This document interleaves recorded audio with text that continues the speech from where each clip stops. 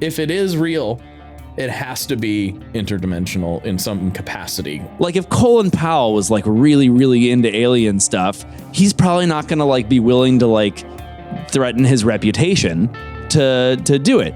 But Tom DeLonge, there's a little bit less to lose there because he's, not seen as like this hyper serious character. You are listening to Tape Spaghetti, a show about the twisted and tangled innards of the music industry. Some of this content may not be for all listeners or viewers, so if it isn't for you, no harm, no foul, we'll just catch you on the next one. All right, without further ado, let's get into this episode. Here we go.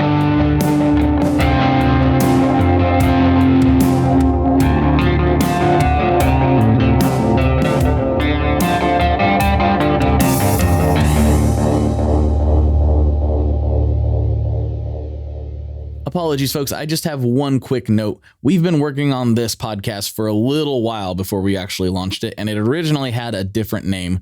We realized that name was taken, so as you know, because you clicked on this, it is now called Tape Spaghetti, not Riff Session, and so that is why we refer to it as that here a couple times in these first few episodes. But after a while, it'll all smooth out. All right, folks, that's enough. Let's get into it. Hello, everybody. Welcome back to Riff Session, the podcast. I haven't figured out a good intro for this yet, I just don't know. It's a podcast where we educate each other on musical things, and sometimes the tag will evolve over time. Yeah, we'll find a good snappy tag. Yeah, I found one kind of right away for the Tone Mob podcast, but then it evolved into, it was kind of long. The first episode was really long, and I was like, that's too long. And then it was, I don't know. Now it's just the show about guitar stuff occasionally sometimes. And I think that's better. We'll find that. I think we're the show about music stuff occasionally sometimes. That's not bad. Yeah. Maybe that's it. And today is one of those sometimes. Like it's definitely music related. And I'm really excited to talk about this. Yeah, it is a music adjacent podcast, I think is the best way to describe it. I've been reviewing our old episodes, getting ready to, this is a little peek behind the curtain for everybody. We have not yet published any of these episodes. We want to have a nice batch of stuff for you to go through if you decide you like the episode. And we're about to launch though. This is getting close to launch day, right? Oh yeah. By the time you're hearing this, dear listener, we'll have launched. Oh, that's true. The way it works. Unless I tease another one on Patreon, like I've been known to do from time to time. And like a pro, I forgot to put my phone in Do Not Disturb, but it's there now. No one can contact me. Not even you, Mr. Marquardt. I've got you right here. Oh, that's true. That's true. Well, today we're talking about something that is near and dear to my heart. Tone Mob listeners will know this. You know this. And now any listeners that have found this podcast independently will know this. We're talking about aliens. Ah, not again. Yeah, buddy. All Wyland roads lead to aliens eventually. Eventually we get to aliens. And today we are talking specifically about Tom DeLonge and the aliens, or at least my perception of Tom DeLonge's journey and the aliens. Are you familiar with this? How familiar are you with this kind of entanglement of things? So here's what I know is, like any kid that like grew up in the 90s and I guess early 2000s by this point, Enema of the State was such an album, like such a hard hitting album. Huge. Especially for like 30 minutes of total runtime. Yes. That album was like everything for a little bit. And so I remember Aliens Exist being on that as like kind of my first like, oh, okay, he's talking about aliens. But that didn't feel too weird, right? Because, he's... They talked about all sorts of crazy stuff at the time, right? But then, of course, I remember Angels and Airwaves happened, and got a little bit more alien-y, perhaps. And then, more recently, of course, I've heard that Tom DeLonge is rather involved in pushing for us. Studying UFOs, or what do we call them now? UAPs. Yeah, UAPs. Unidentified aerial phenomenon. Which did they do that just to make it less like, crazy tinfoil hat people when you're talking about them? So the first person I heard say that might have been DeLonge himself or one of his coworkers, I guess, for lack of a better term, Luis Elizondo, who was a high ranking government official that ran. I'm going to get now everyone UFO guys get real crazy about this. I am what you might call a casual fan of the subject. Okay. I'm not going to get all of the acronyms right. I'm going to use terms that maybe some in the UFO community disagree with. So don't come at me. All right. That's crazy how deep this goes, because I think of you as an avid fan of the UFO world. I am but a like surface level fan of this stuff. Really. Okay. Like truly. And for how much I know about it, it goes so much deeper. It's kind of like, you know, how like I know how to play guitar, but then there's, you know, Nels Cline. Yeah. It's kind of like that.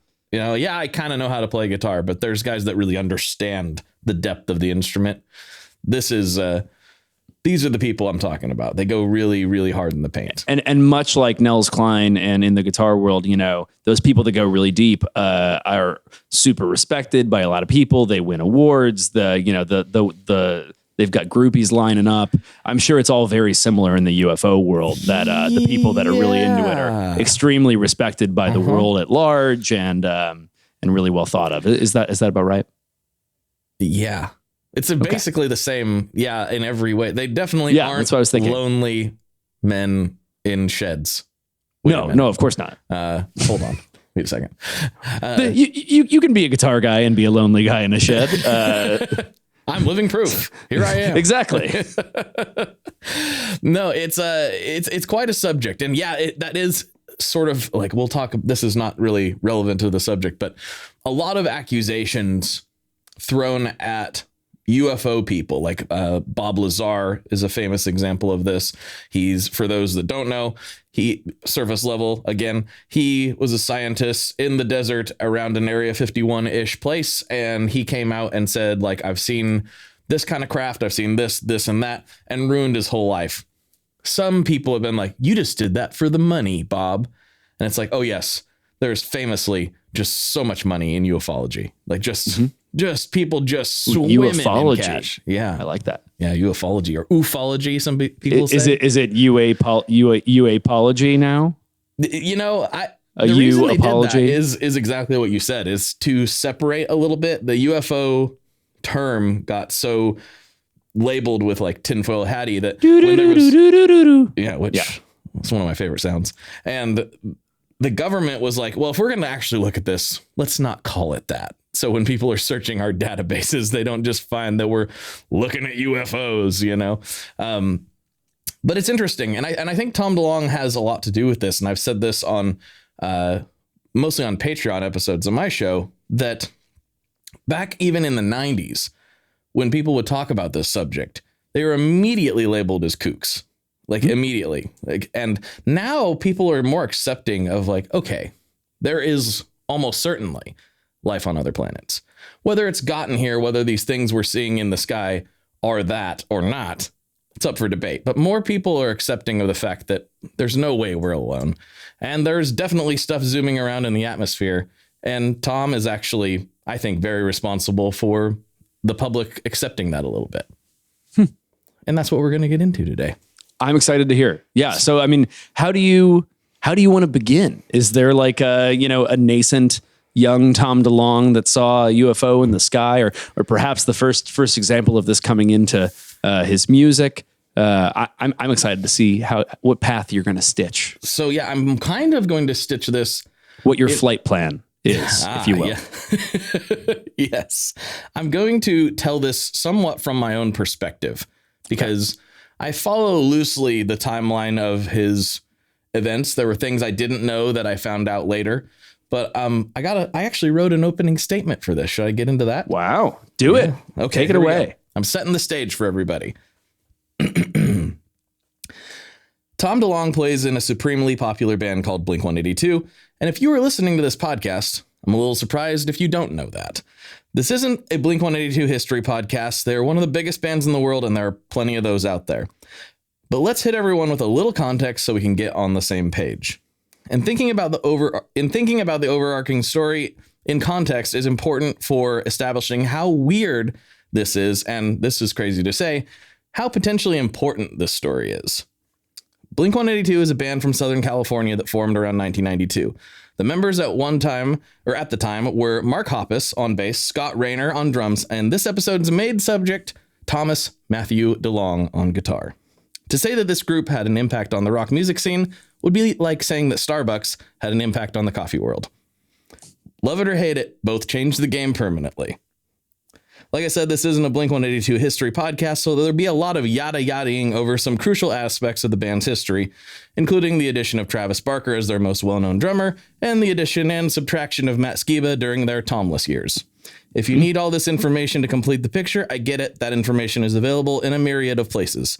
But in a nutshell, Blink-182 were a pop-punk band known for their chart-topping success, catchy melodies, their at times sophomoric song themes, skateboarding, burritos, music video nudity, nasally vocals, and humor.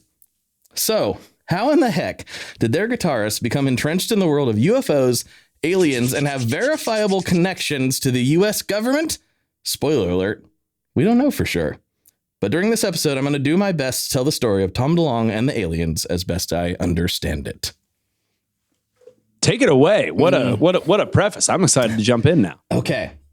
So you actually got us off to a great start with Aliens Exist. Okay. So 1999, Enema of the State hits. Everyone hears this song. It's a great song. I don't know when the last time you've listened to this track was. Has it been in prep or? Oh, not in prep, but it hasn't been too long. I have a buddy of mine got me Enema of the State on vinyl a couple years ago. So nice. I have it. It's a very poor choice of an album to like have on vinyl, sort of, because it's completely brick walled. Like the mastering. Okay. So it is not like an album that is aided by the dynamic range of vinyl at all.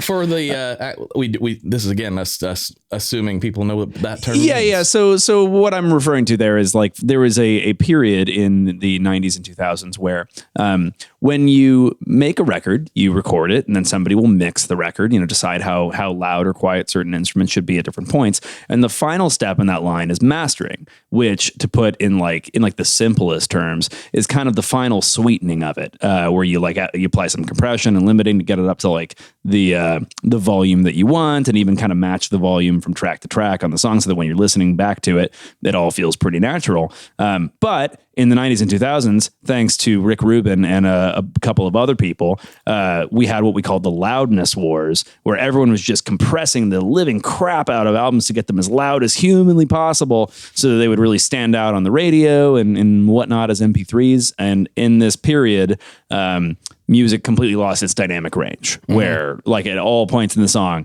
it's going to be just as loud. And it's called brickwalling because when you look at it, when you look at like the spectrograph of the song, it's just a straight line. It is all exactly as loud. And so vinyl, has a really nice dynamic range typically, but when you just kind of lathe cut that onto it, it doesn't add a whole lot. That's what I'm really getting to. Right. And its dynamic range is, again, like for the casual listener, it's a little bit of like, I've heard that term, but what does it mean? Think of Nirvana. The thing that made them so cool was like, or one of the many things was the quiet parts, and then the loud parts. Like that is dynamic range, going from quiet to loud. So a wider dynamic range is going to go quieter and louder. And if it's all compressed, it's all going to just kind of be the same level the whole time. So exactly. Yes. So I probably spun that record, in the past like year or two. But I mean, I know this album. I know this album very well. Of course. Yeah. So things like the line, I know the CIA would say, what you hear is all hearsay. Wish someone would tell me what was right. Right. Okay. So that is actually a direct reference to a very niche 1960s government entity called the Marvelous 12, which was, I don't know a ton about the Marvelous 12 in particular, but, and it's a little bit of a sidetrack from the actual topic. It was a government agency that was like first tasked with tracking this, basically. Yeah. So the fact that Tom knew about this, though, in 1999 as how old would he have been? We could probably figure this out. Oh, gosh, probably early to mid 20s. Yeah. So he'd been into it for a while. He'd been into it for He'd been a researching while. it. Yep. So that's like not something that any or very few teenage to 23-year-olds in 1999 would have ever had any idea about at all. But, you know, the internet happened. And I'm sure when you're looking back at the history of like ufology, if you will, the 90s and people getting on, you know, even before that, I guess with like message boards and listservs or whatever they were called in that period, I'm sure this information is being passed around in a much easier way than it used to be digested, right? Because like you would think you would have to get books and stuff in the past. Like once the internet happened, niche things like that explode. Yeah, anyone can have access to all this crazy information that'd be hard to find otherwise. But I don't think that's where Tom was getting it, because there's a video from about 2000, just guessing on how he is dressed.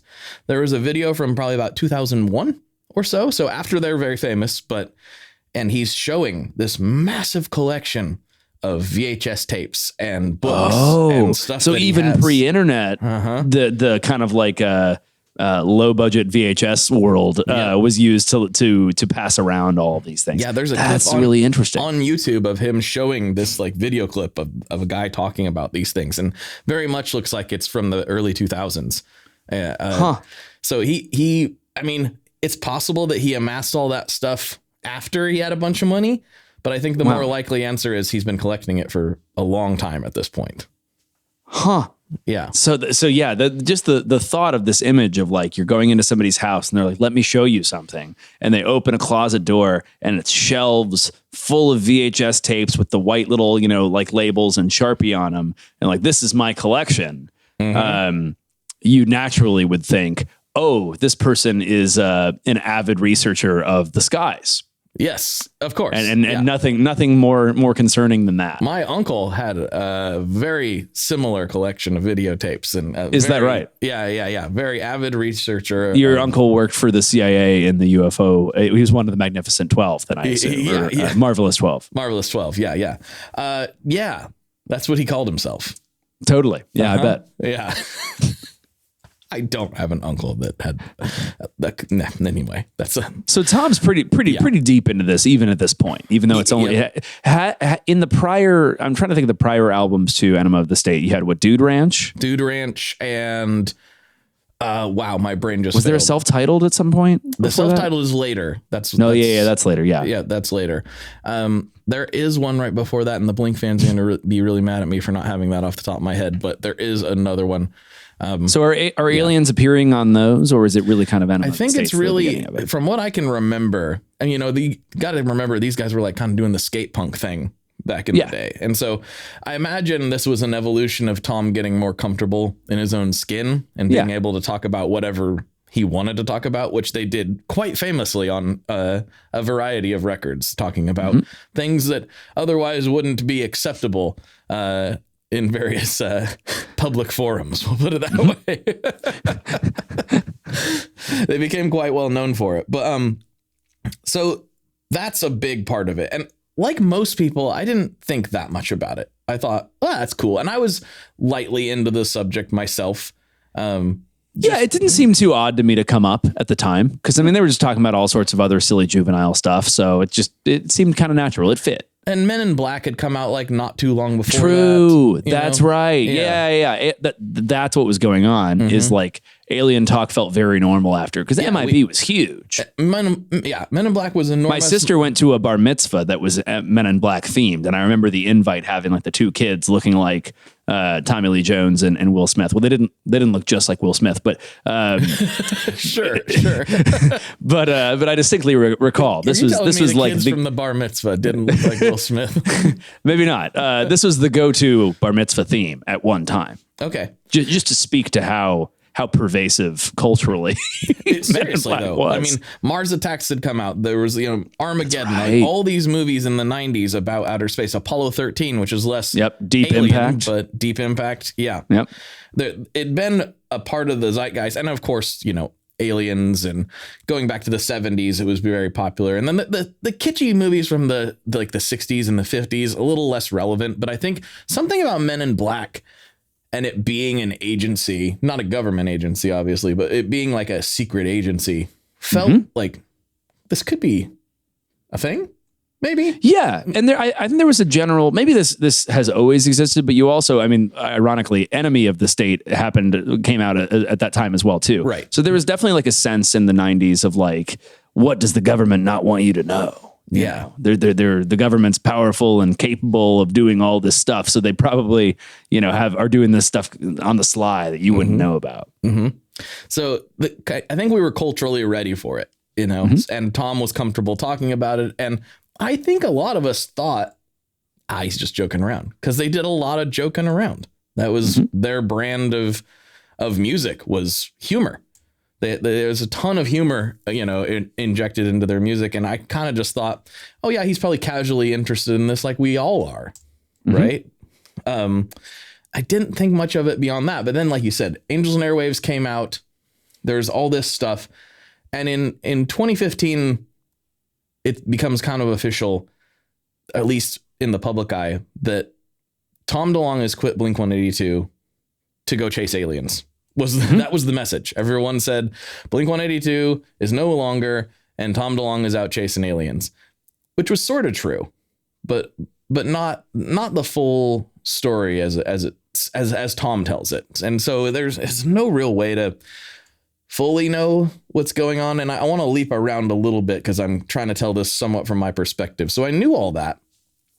And then Tom comes on the Joe Rogan experiment, which was a big deal at the time. It's not the cultural, like, crazy thing that it is now, but it was still an enormous podcast with millions and millions of listeners. It's hard to, if you were listening to it at that time, to judge it for what it is now. It's kind of hard to compare the two, because now it's a real thing, like interviewing politicians, and has all this kind of, different stuff to it. Whereas back then it was like just starting to be taken more seriously, I feel like. I mean, this is just my own viewpoint on it. But Tom comes on and I'm like, all right, Tom from Blink-182, this is going to be a great, 2 hours. Who knows what this is going to be like?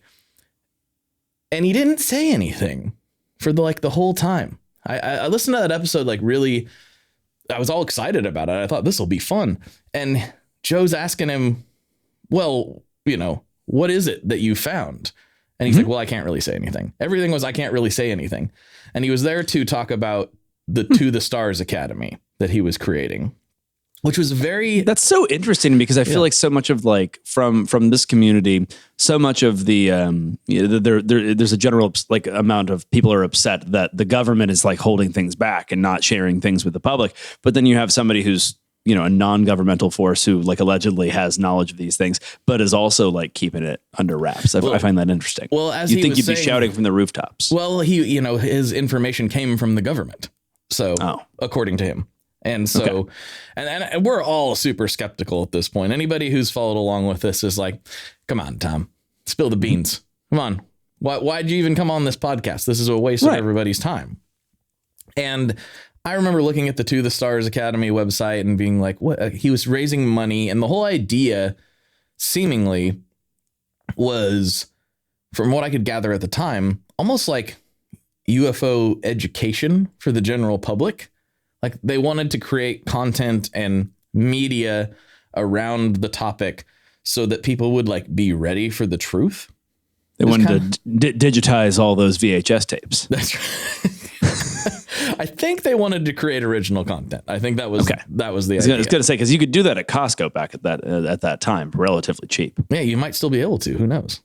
I don't know. So there was a concern, I guess, that people would just be gobsmacked by the news of extraterrestrials, and so they needed to sort of sow the seeds. Is that the idea? Via awareness, just so that people aren't, oh my heavens. That's what it seems, right? And this has been the soft disclosure theory that's always existed, which is kind of a just feed the people until they're ready for the full truth. And but who's the arbiter of when they're ready for the full truth? Well, that's the thing, right? And I do kind of get it, because like I was saying, back in the 90s and prior, if you said, I think that's a UFO, even though it literally is, there's a thing flying around in the sky and I don't know what it is. That's the definition of a UFO. If you said that, though, you were a crackpot. You're insane. And now that's a little more okay, everybody knows somebody who's seen something and they can't explain it. And it's a little more like, okay, it's not the most insane thing to say, but why are we more accepting of that now than back then? I think that maybe soft disclosure is somewhat real because it's been happening. And I think Tom is a piece of this puzzle. And okay. I don't know that the government actually has like, or maybe it's not the government. Maybe it's a different private entity. Who knows? Whoever this person or organization is, I kind of think they don't have like a grand plan. Just like anything ran by humans, we're just kind of trying stuff and to see what works. And over time, hopefully we're more right than we are wrong. That's my thing with any of the grand conspiracy things is that like, I don't think people are that good at keeping secrets. And I don't think that people are all that good at exacting on, you know, these like big multilateral plans really either. And so it's difficult for me to imagine that, you know, over the course of decades and decades and decades, there's not leaks and probably like that doesn't just all fall apart. Yeah. Especially when it's the government. Especially when it's the government. Exactly. And the other thing is, man, there's a lot of technology out there right now. Now, I don't necessarily agree with the theory that, hey, we all have high definition cameras in our pocket and we should be able to take pictures of these things if that somebody would have taken a photo if this was the case. I don't know if you've ever tried to take a photo of the moon at night, even with your relatively new iPhone. Yeah. It doesn't really work. And that's a stationary, like big thing. So, every time I see Bigfoot, I can never get him to hold still long enough to, you know, not get a grainy photo. You know, like I've heard some people say maybe Bigfoot's blurry. You know, could just be blurry. He's just blurry. When you look at him, he's blurry. That'd be a really good defense mechanism. Just be blurry.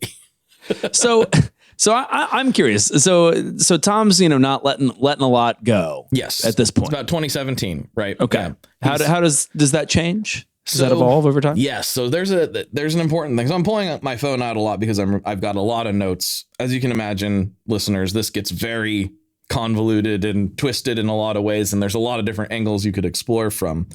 But so he releases these clips and they're specifically WMV, an MP4 and another WMV file. One's called Gimbal, one's called FLIR, FLIR, and the other is Go Fast. So To the Stars releases these, and these are supposedly coming from different government agencies, and they've been okayed for release. Okay. Now, when they first are released, nobody pays attention. Isn't WMV like a Windows media player file? Yep.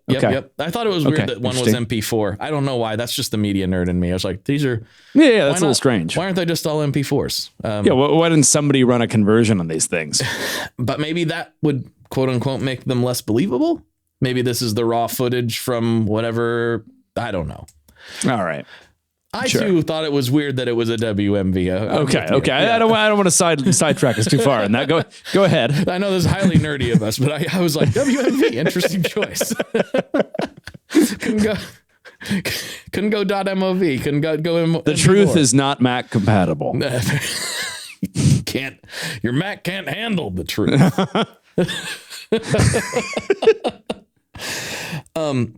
So these get listed. And nobody really talks about them all that much, right? Okay.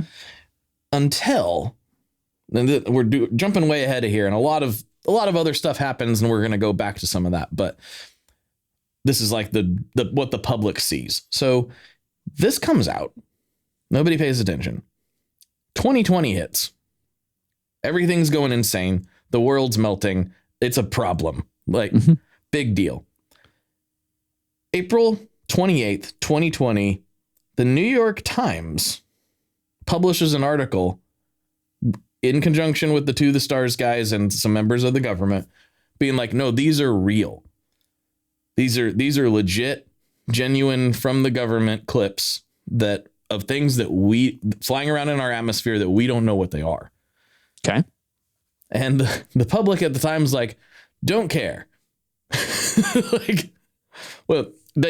I felt like I remember standing here on the little porch of the shred shed looking at this on probably the same phone. I don't know. I can't remember. And going like, this Tom DeLonge's right. The government is actively acknowledging that Tom DeLonge's company was correct in saying this stuff. So how convincing are these videos? Oh man. So it's pretty crazy.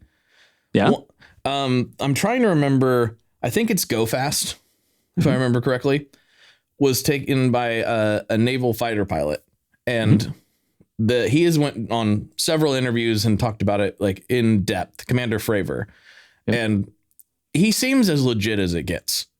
Like very highly decorated in the military, very well respected. And the Go Fast is radar footage. I might be mixing these up, but I'm pretty sure it's Go Fast. And what you see is this object just accelerating at completely impossible speeds. Yeah, that's the little spinning pill thing that like goes. Whoop. Yep. So it's like, it's convincing in that I have no idea what that is, and it definitely is a thing. Right. The hard thing though is that that's radar, right? So it's like one thing to see something with you, but like radar can make things look different. But they can also see it though. And so there's multiple eyewitnesses in this flight formation that are seeing this happen as well. And so that coupled with the reporting and essentially the government's throwing their hands up and be like, yeah, that was crazy. But the implications of that being real are pretty intense. Like, what does that mean? I've heard of this one. I think I remember reading the Times article. I'm not like, I'm a skeptic more than anything. But you know, I hear things. I read the news. Yeah. So that was Tom DeLonge that got us that footage. Is the sense that like we would not be seeing that today. He pushed for if the not release for of it. Blink-182's Tom DeLonge. Exactly. Isn't that weird? And so why did the government? Why was the government like, oh, you know, we were keeping that secret as part of our multilateral, multi-decade conspiracy. But since you asked so nicely, Mr. DeLonge, that completely changes our mind. How why is he able to change their minds about this? What I am imagining, and this is just me spitballing here, is it's one of those squeaky wheel gets the grease situations where he keeps showing up. He keeps knocking on your door. And he keeps talking about it publicly, and he has a rather large megaphone for, versus your average person. And so when somebody keeps doing that, I wonder if at some point they're like, give him something, and maybe that will shut him up. That's just that's just what I'm picturing in my head, but maybe not, because then this gets back into some note territory. So he goes, and people aren't believing him. And this is before the Times article comes out, right? This is around, what is this? October of 2016. So WikiLeaks confirms that yes, indeed, Tom DeLonge has been having meetings with the government, and he's met with people such as John Podesta and General William N. McCasland, actual people. So these are documents from basically the recordings of their meetings, saying that, yes, Tom is not lying. He actually has been in meetings with these people. That's wild. Why they want to talk to him? The way he explains it is like they view him as a conduit for soft disclosure. Is kind of the way he seems to explain it. And I hope I'm not butchering that, but that is what I took from the interviews I've watched and read with Tom. So it's a little bit weird, but I feel like there's a moment that really accelerated his passion. And this is it's like right before the time where he decides to temporarily quit Blink-182 to go pursue this. And this is in 2015, looks like February. He's in New Mexico in the desert, camping around Area 51. I don't know who else was there, but he's out in the desert camping, and he claims he told this to Paper Mag back in the day. He says that he then woke up at 3 a.m. and felt a strange phenomenon. My whole body felt like it had static electricity. It sounded like there were about 20 people there talking, and instantly my mind goes, okay, they're at our campsite. They're not here to hurt us. They're talking about stuff, but I can't make out what they're saying, but they're working on something. and then that kind of experience goes away. So he basically had a weird experience in the desert that I feel like cemented his belief like fully. And that's when he was like, I'm done with the band for now. I have to pursue this, which it's all seemed so nebulous for the whole time until these things start getting released. I think what's weird there though, too, is that it's like, if my mother went out camping sure, and was like, the craziest thing happened out there, I saw a UFO or, well, you know, whatever happened, I'd be like, whoa, that's crazy that this just happened to my mom. But when Tom DeLonge goes out to Area 51 to go camping, this is somebody who's out there like looking for something. Right. You know, like they're there to be like, I hope I see something out there. And, you know, when you're looking for something, you have a tendency to find something. Typically speaking. Yeah. You know, I think sometimes when things aren't maybe there. I agree. And I also like I'm not accusing or suggesting anything. I'm simply raising the question. A lot of people go out in the desert to do stuff, you know, and some of that stuff sometimes is mind altering. I don't know. That's a fair point. If that was what was going on here. I'm sure he seems solid enough in this belief that if that was a factor, I think he would admit it. He's never shied away from talking about doing any kind of substance, right? That's not a taboo area for him to talk about, right? So I think if that had been a factor, he probably would have said something and it would have been easier to brush off. But it is interesting. I think there is some level of when you open yourself up to things, especially something that maybe has this kind of more like esoteric, like multidimensional potential, that if you never open yourself up, you never feel it. And I feel like one of the most open people on the planet for it is Tom DeLonge. So perhaps that's fair. You know, to me, and maybe this is the skeptic, but I feel like, you know, 100% of the people that see like the Virgin Mary and their mustard are like people that were fairly like religious and not like also like happen to be Catholic too. Like you don't like, I have never been like, oh my gosh, I was struck as someone that's not too into that. I was struck by this vision of the Virgin Mary in my tomato sauce. And you know, who knew that was the way that it goes. Right. At some level, you're kind of looking for it, you know? And I guess that could go both ways. Like if you never look for it, you also will never see it. That's true. I don't know how many religious figures have appeared in my condiments because I truly have not been paying too much attention. You need to look closer at your condiments. Maybe you'll find Tom DeLonge in your mustard. Who knows? See, then I would believe him. Yeah, exactly. Tom DeLonge, you're going to have to appear in Scott's mustard for this to actually pencil for him. Give me a sign. No, it is kind of it's a weird timeline. And I kind of want to take a few steps back and talk about some of the more specific songs.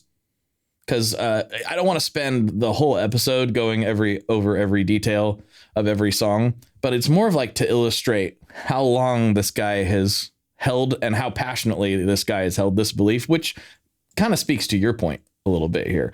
So like 3 years later, he did an album with Travis Barker and not Mark Hoppus called Boxcar Racer. This is Boxcar Racer. Yeah. Oh, yeah. Love that record. A banger. Front to back. And I like Mark Hoppus a lot too. So it's kind of weird that there's like addition by subtraction there. It's just a great record. It is. It's good. And I'm kind of glad that was the only one. I had that on an iPod 2 that I had for a long time. The one of the thick bricky ones that had the actual physical buttons. Oh yeah. Yeah. I had mine was the 80 gig, I think. I had a big boy. Yeah. I didn't have that kind of money back then. That's when they're like, I think Apple still does this, but it's like if you want another 12 gigabytes, that's going to be another $400. They do still do this. It's not really how that works. Yeah. It's very annoying. Being an Apple ecosystem addict is an expensive, stupid thing, but I am one. So that was a fantastic record. I don't know too much of the details. Who was the third guy that was on it? You know what? I forget. I looked this up like 400 times and I always forget who it is, but I can't remember either. And unfortunately that's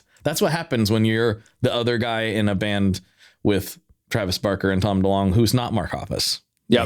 You tend to get that status. But great record. There is a track off of that called Watch the World. And the whole idea of it is the protagonist is just sitting around and watching the world collapse. And he's like talking about the CIA headquarters and Area 51. And then he's just watching everything burn. And it's kind of as a result of all this stuff. And at the end, it's just him and his loved one that is left.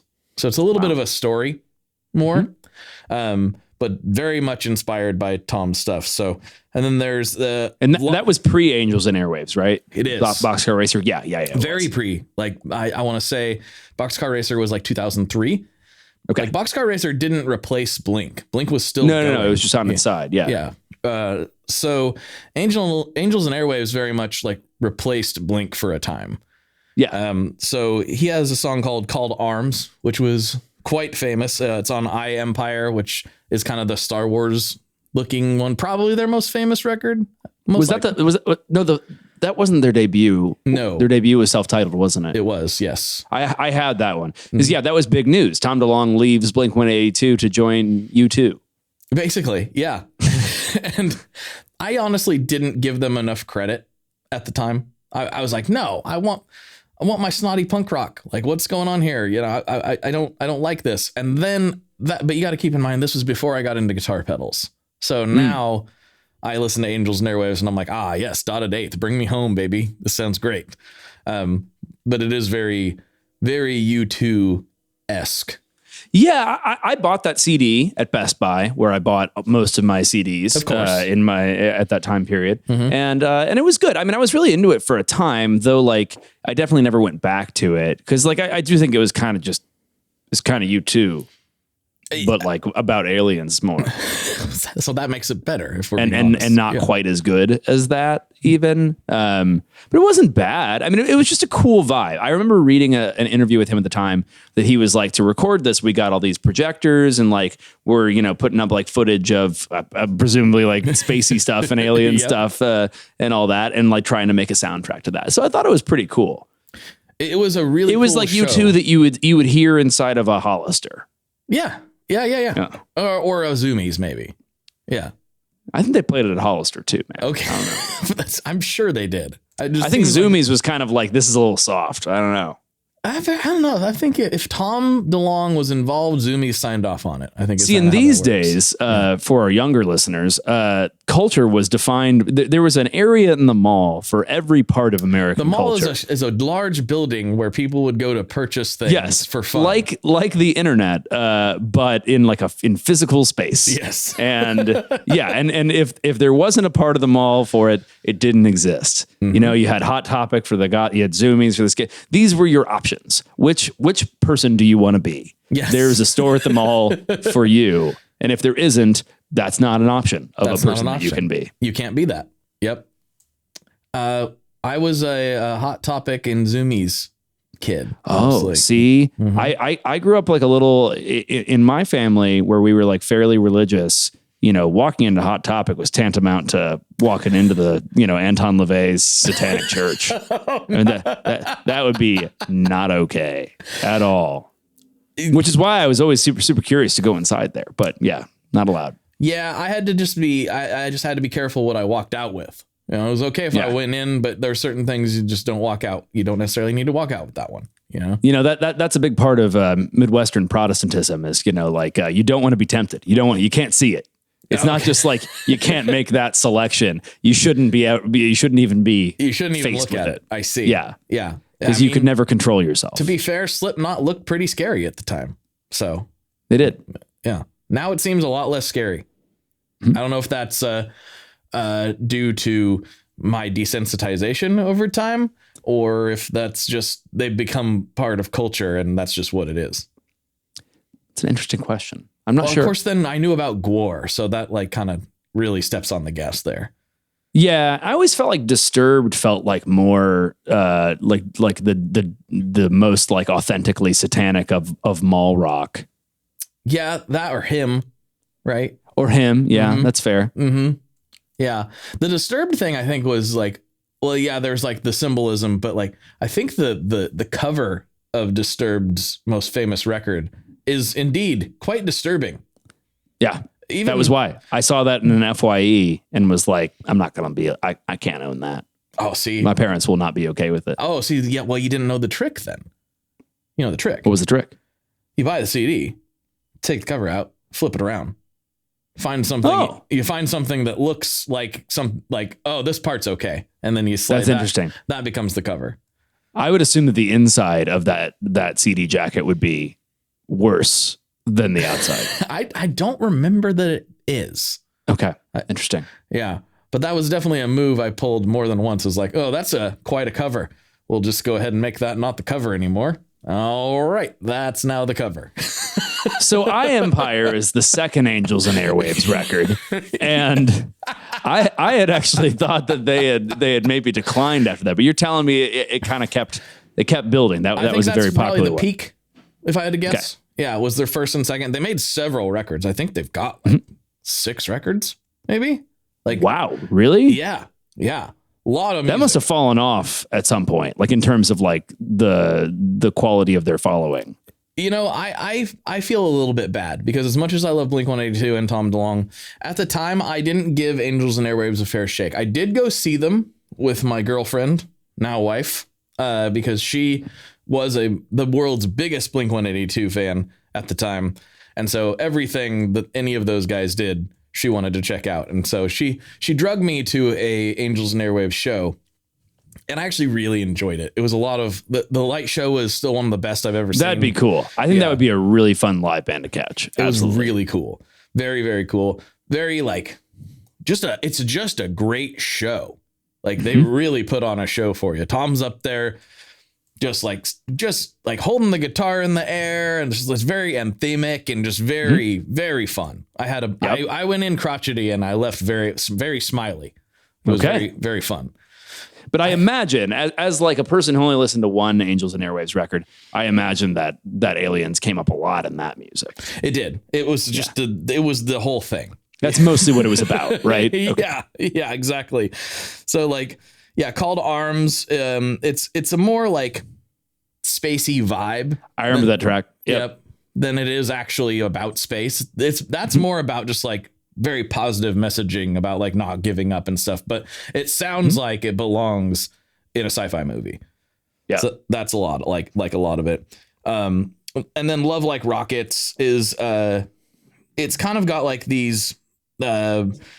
It starts off with Dwight Eisenhower's like. I remember this one as well. Yeah. So it's a greeting from a satellite in 1958. Yep. So it was his first ever. I think the first ever to do that, if I remember correctly. So it starts off with that, and that reminds me that like I don't know if you know this, but on my solo record I did a few years ago, you hear a very disturbing clip in the beginning, and that is a Russian cosmonaut burning up in the atmosphere. It's an actual recording of that happening. Wow. And that's a choice. Yeah, I was in a weird spot at the time. Okay. Yeah. So we don't need to get into that. You can listen to the record and decide for yourself.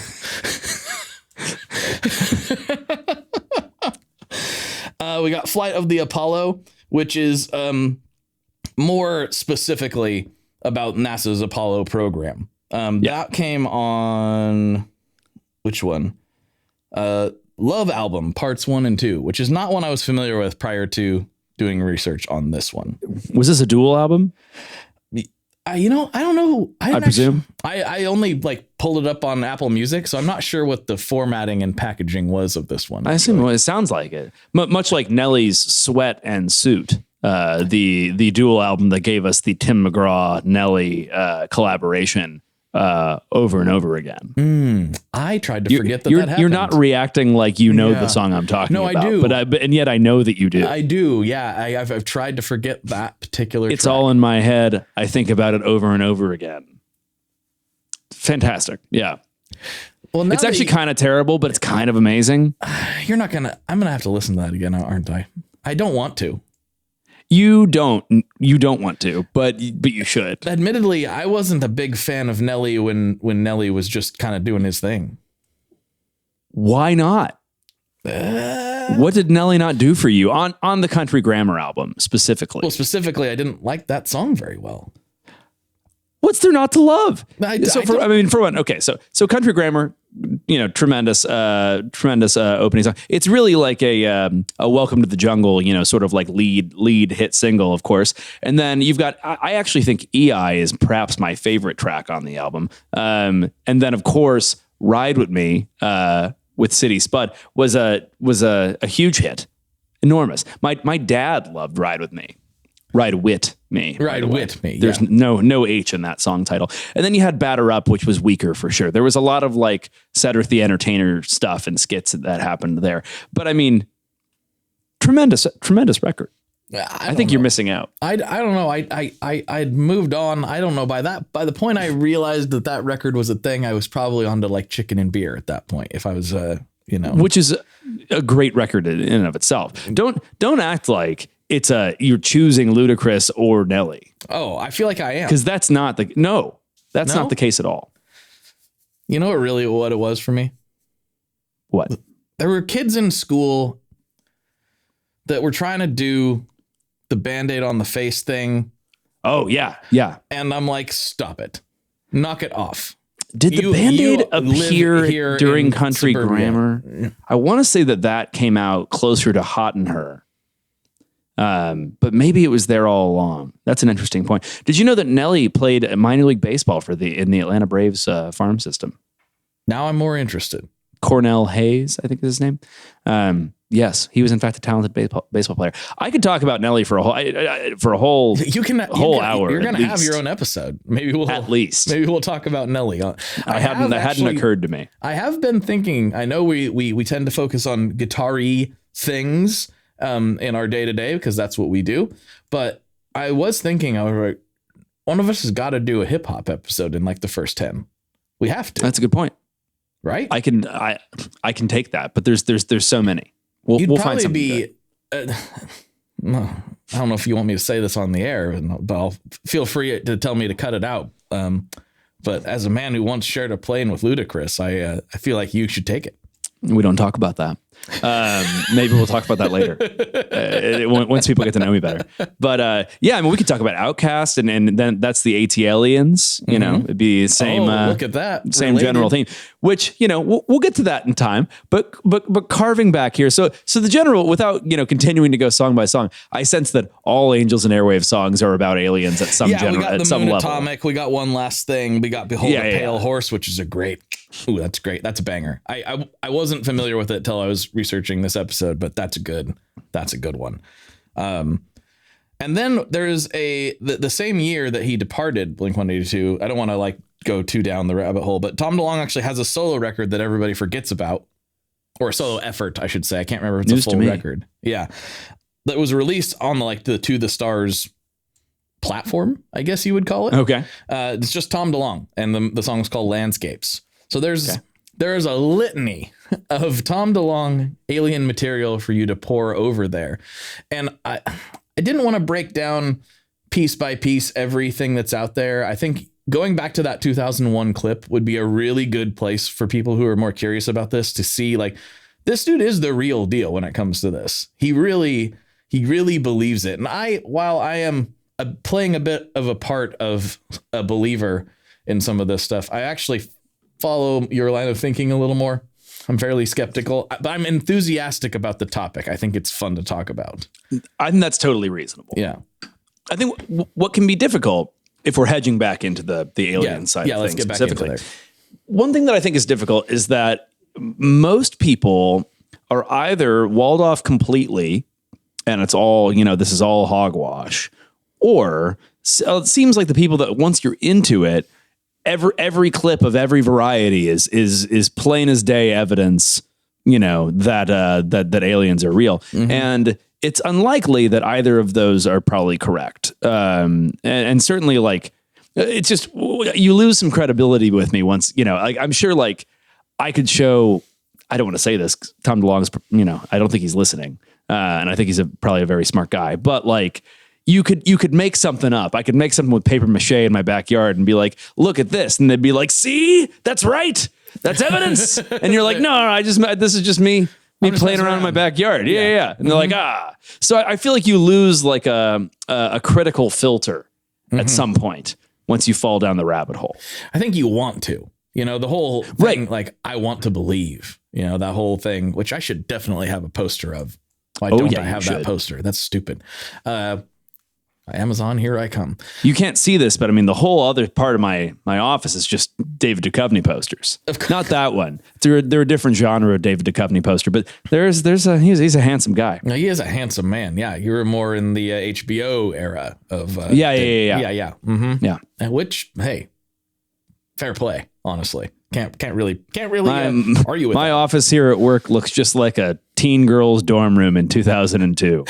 And as it should, as it should. That's the level of professionalism we aspire to. We've come to expect here. Mm-hmm. Yeah, I like it.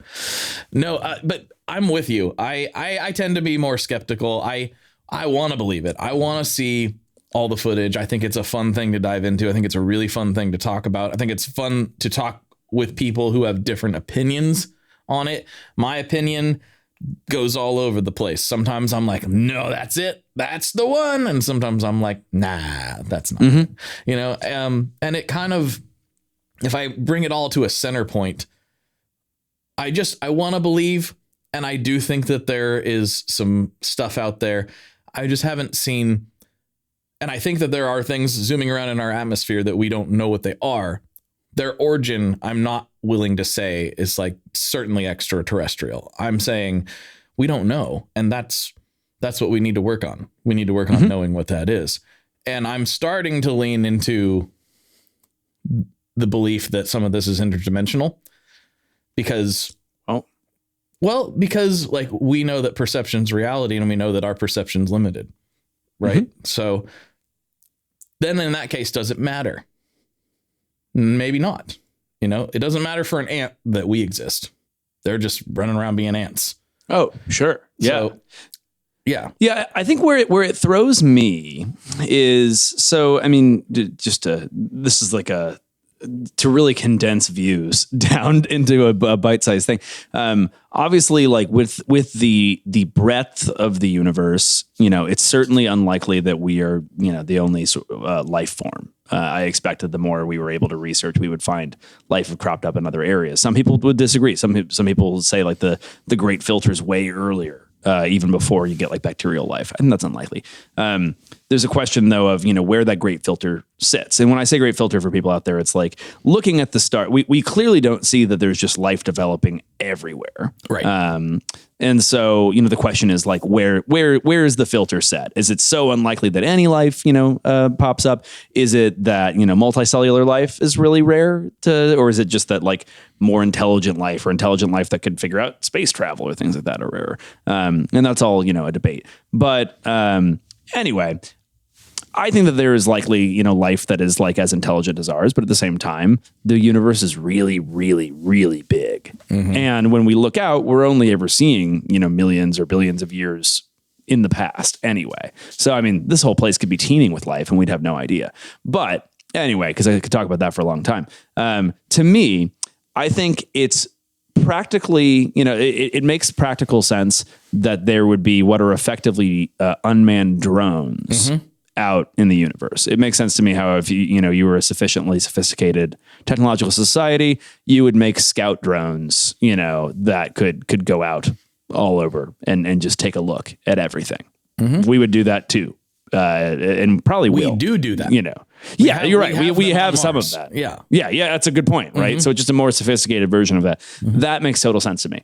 What I don't think happens is the little green man. Is that like a literal like physical life form is showing up in the planet? Because interstellar travel is so difficult and it's just so impractical. You don't get a lot of benefits for like sending somebody on like a generation ship versus just sending out scout aircraft that can report back. So I think that's very unlikely. And certainly like, in some of these stories, the dude just gets out of the spacecraft, like whatever like life form this is, it would be built for a whole different level of like atmospheric pressure and probably like air makeup. Like that thing's, you're not just like opening the hatch and showing up and like assuming like that's going to work just fine. You know, look what happened to the Native Americans when they came in contact with our diseases.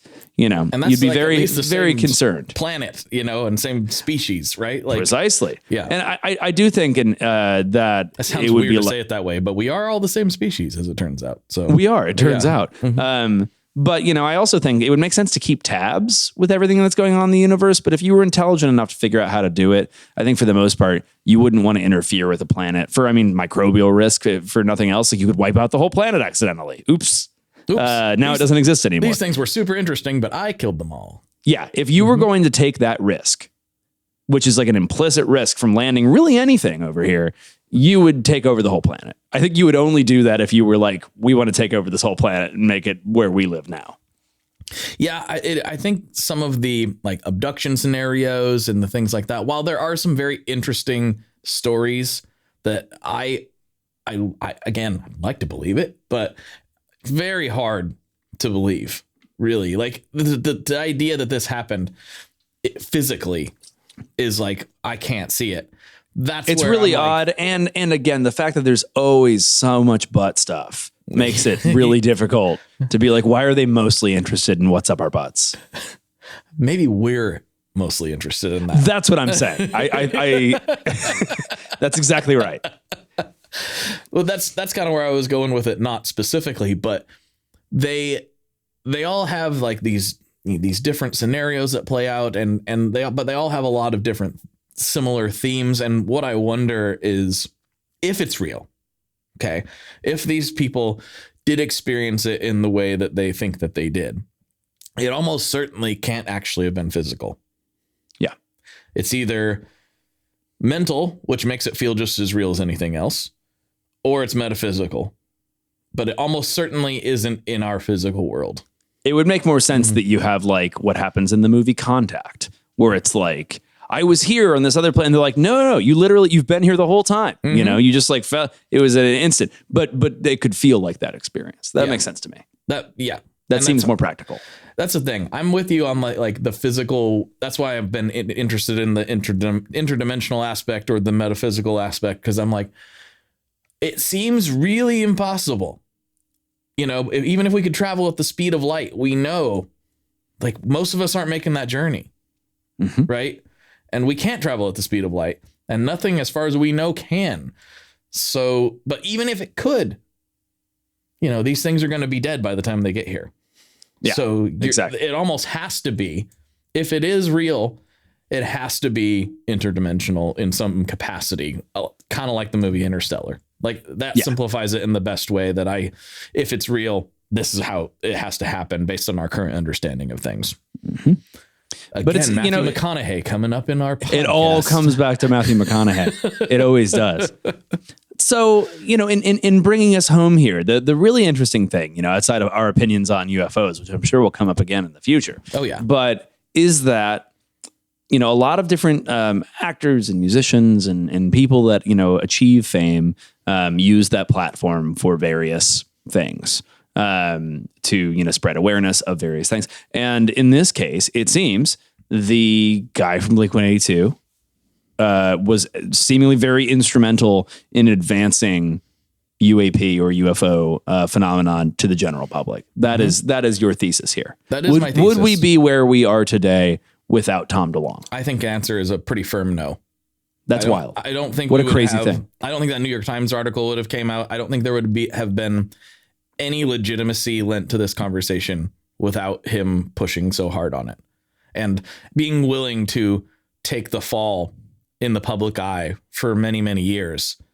And then he was actually able to bring something out that was not real in the sense that we can touch it. Yeah.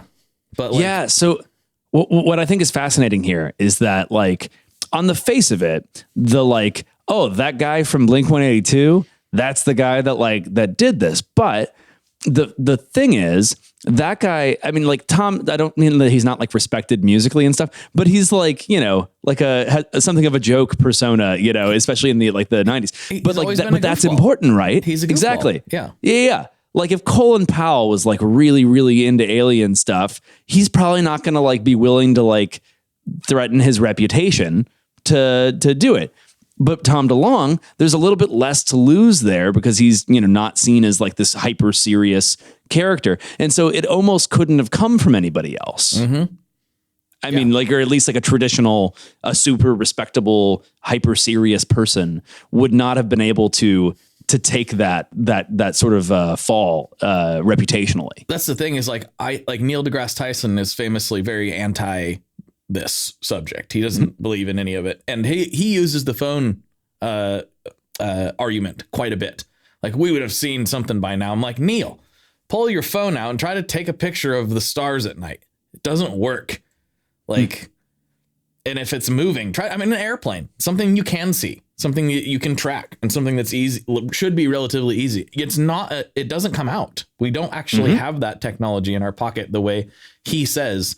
And that's the only time I'm ever going to argue with him about anything, because he's way smarter than me. But that I can pretty firmly say, like, dude, just try it. You can't take pictures of this stuff in the way that you're suggesting that we can.